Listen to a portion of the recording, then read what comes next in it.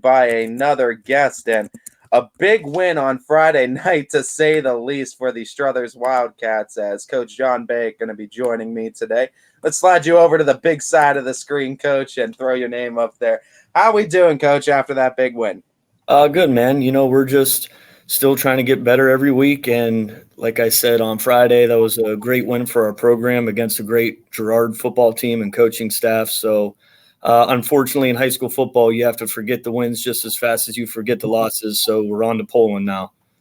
That was a game, though. It was close until it wasn't, right? And this was, I feel like, kind of redemption for these boys after having so many close games not go their way or not fall their way. And earlier in the season, it felt like they are finally putting their foot down and saying enough is enough at certain points in the ball game. What did you see from your boys, and what did you see in that late run to clinch that ball game? It was a rough couple weeks there. The problem was we knew we were getting better, but it's hard to show success and progress when you're not getting the W.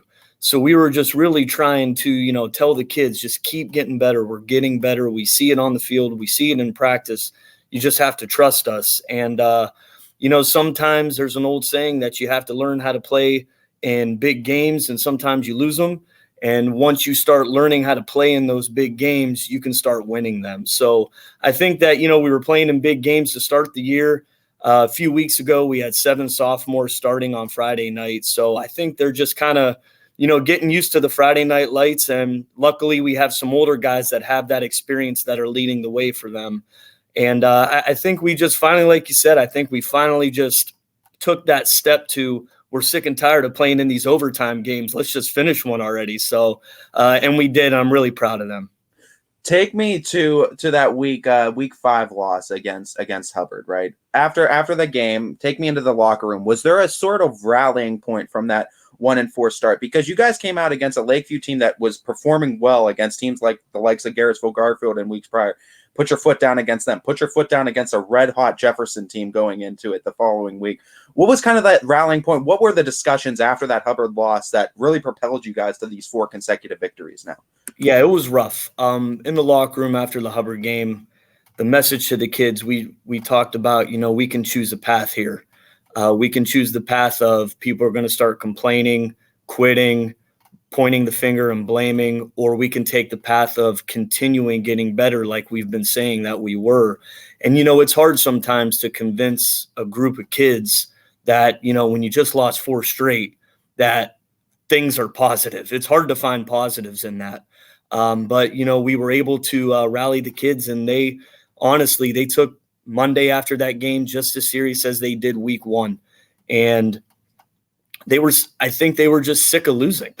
And they finally got to the point where it was, we talked to them about the path, and they all chose it. And they chose the path to continue getting better and fighting. And every interview I do, I tell everyone that our kids, if there's one thing, they battle every Friday, and they've been battling, and hopefully we continue to do so. The win ultimately has clinched you guys a spot in the playoffs. And I mean, we talk about after a Hubbard loss, things were looking grim at some point too. Talk to me from a coaching staff perspective, and also from the kids' perspective, how much it means. I mean, obviously you guys are dead set focused. I know Poland's always a big game. You don't really have to get up much for that. But is there, in the back of your mind subconsciously, is there a good feeling or kind of a sigh of relief knowing that you guys have another week after this week 10 game? I think as a coach it is, but it's my job to make sure that the kids aren't content. If we have a shot to get a home playoff game, that's our goal. And we got to, like I said to begin, we got to kind of move past the win, move past the possibility of clinching and this and that, and just focus on Poland. So, yes, our goal was week 11 that, there probably is a sigh of relief that we achieved that, but we can't be content. If we can play a home playoff game, man, that would be something special. So that's something that we definitely want to take care of. And in order to do that, like we've been saying all year, we got to be 1-0 this week. What's the discussions going on between coaching staff, between the team, in preparation for Poland? Because I know they're going to be mad dropping that one against Jefferson on senior night too. They're going to be wanting their revenge. They're also going to be fighting for playoffs. You guys, same region. Talk about that outlook going in and getting prepared for the Bulldogs week 10.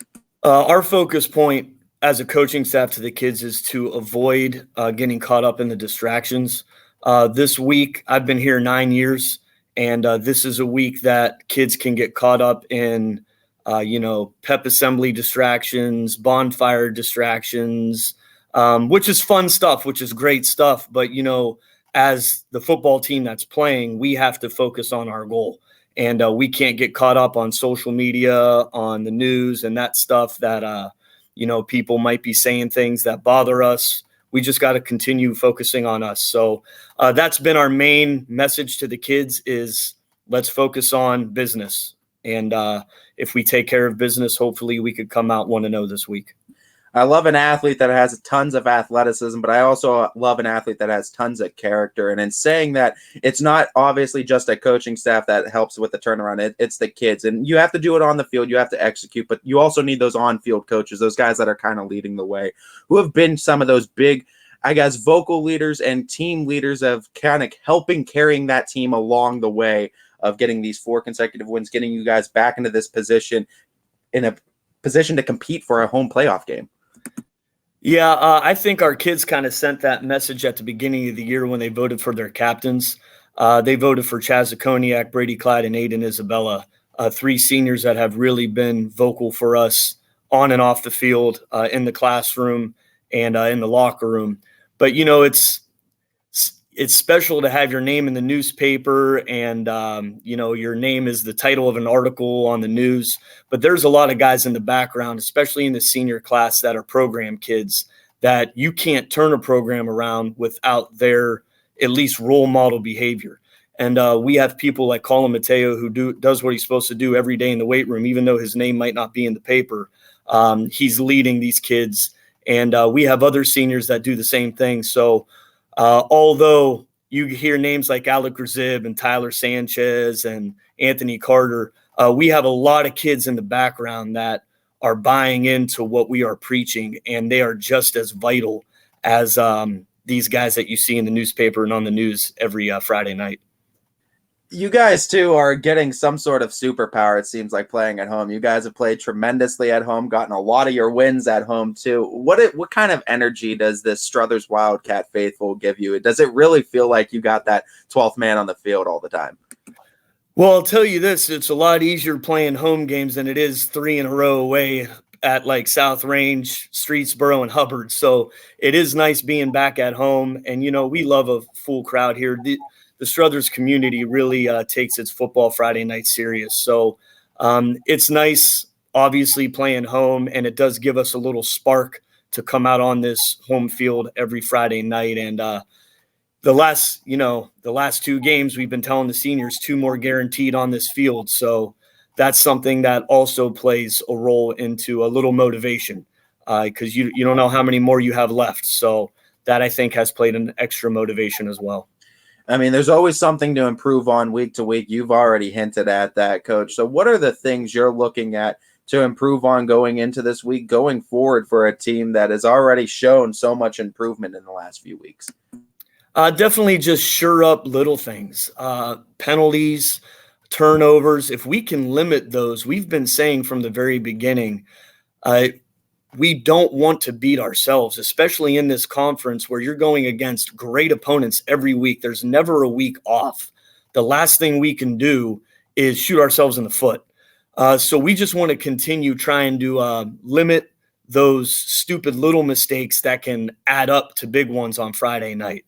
Our kids have done a great job Monday through Thursday preparing every week, and we preach to them, let's just get better. We need to make sure we get better every week. And I think if we can limit those mistakes that can really add up to crucial ones, that hopefully we continue to have success. I think the greatest thing about coaching, and a lot of coaches have told me, there's kind of a two-way street with learning. And I'm sure there's been tons of learning that the kids have gotten and have absorbed from you and the coaching staff over the course of these 9 weeks so far. But I'm sure you yourself have to have learned a lot about yourself as a coach too throughout the course of the season. What are some of the things these kids, I guess, have taught you? Maybe not necessarily about yourself, but just taught you over the course of this season. I think that what these kids have really taught me is how much I need them to stay sane. There's just so many things that, especially as a head coach, that you deal with outside of the locker room. You deal with people saying things that, might not be true about you, your coaching staff, or your football program. And I really found that this group has really kept me sane, not just this year, the last couple years. They really show me the importance of why I'm here and why I love coaching. There's really no other rewarding experience than a kid to come up to you after a game and he tells you he loves you, or just to get a big hug from one of your players that you've coached the last 4 years, and they show that appreciation. I think that's the biggest thing that these kids have really kept. I mean, when we were 1-4, I was just as upset as they were. And they were really just as important to me, keeping my head in the game and keeping me sane as our coaching staff was to them and the other side of things. So I think that's something I've really learned being a new head coach and, going through these growing pains we've gone through the last couple years and the last couple weeks at the beginning of this season. Would you say the kids are one of the main points as to what's bringing you back year after year? And I guess why specifically Struthers? What is it about the Struthers community that keeps drawing you back year after year? I went to Hubbard. I played at Hubbard, and it really reminds me of that community. When I played there, we were very tight-knit, and it was something special. And I feel that same special, unique family bonding feeling here at Struthers, especially within our locker room. I teach here as well, and I love teaching here. I love all the classes I have. It's not just coaching, but there's just something special about this community and this school that, I've been wanting to be the head coach here. Unfortunately, they hired me to do so. And honestly, just like I said, this class was my sophomore class taking this head coaching job, and they have proven to me why I wanted this job in the first place. So although we went through a couple rough patches, the kids have really learned that not to quit when things get tough, and they've taught me that as well. I mean, Coach, I've loved your guys' story all season long, and I think it's been incredible that you guys got yourself back into playoff positioning and a chance to keep it on over there in Struthers, Ohio as well. So I want to wish you the best of luck in Week 10. I know it's going to be a great fight with the Poland Bulldogs, Cats and Dogs, battling it out for Week 10, and we wish you the best of luck in that battle, and hopefully we're talking to you again real soon, Coach. Thanks, man. I truly appreciate it. Thank you.